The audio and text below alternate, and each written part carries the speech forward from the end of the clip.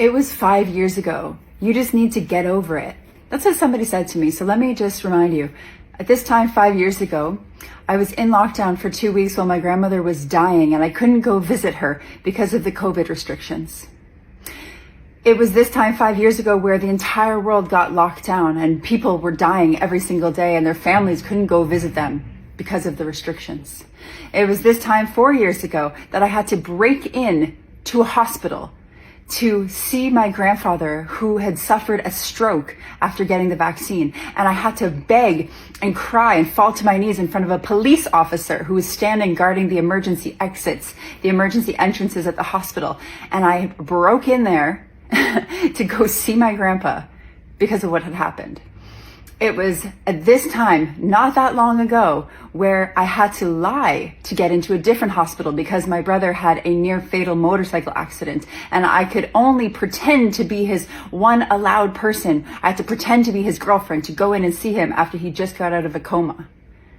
It was this time not that long ago that my dad died. He had taken the vaccines because he thought he had no choice. He was almost 60 years old. He didn't think he had another option and he was going to lose his license and his job had he not gotten the vaccine. It was this time not that long ago that people were screaming at me in grocery stores and yelling at me in the streets for not wearing a mask. It was this time not that long ago that families were split apart, people hating each other from the same families, where people weren't allowed at the Christmas dinner because they didn't have an experimental vaccine injected into their bodies. Do you remember? Have you forgotten? Are you one of those people that just like a goldfish, you forget what happens to you yesterday?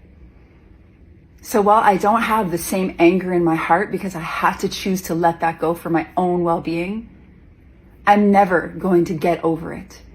I am never going to forget what happened to us. I cannot. Because you think it's going to be the last time? You think it's the last time? Look at what the WEF is doing.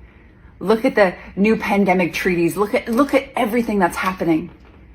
So while I no longer hold the same anger in my heart, I will always remember what happened. And I'm never going to just get over it. It will always be present for me because it has to.